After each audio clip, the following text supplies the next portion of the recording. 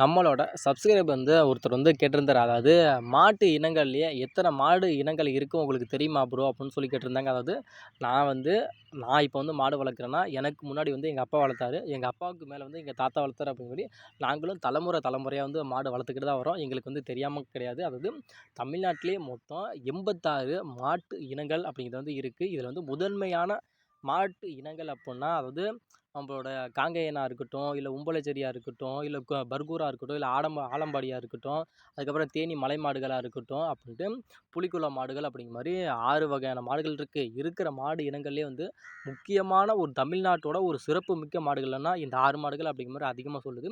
இத தவிர தமிழ்நாட்டிலேயே 86 வகையான மாடுகள் இருக்கு. இப்போ அதிகமான மாடு இனங்கள் அழிஞ்சு போய், இப்ப எவ்வளோ மாடு இனங்கள் தமிழ்நாட்டுல இருக்கு அப்புட்ன்னா, வெறும் 40 இனங்கள் மட்டுமே தான் இருக்கு அப்படிங்கிற மாரி அறிவியல் ரீதியான புள்ளி விவரம் அப்படிங்கிறது இப்போ அதிகமா சொல்லப்படுது.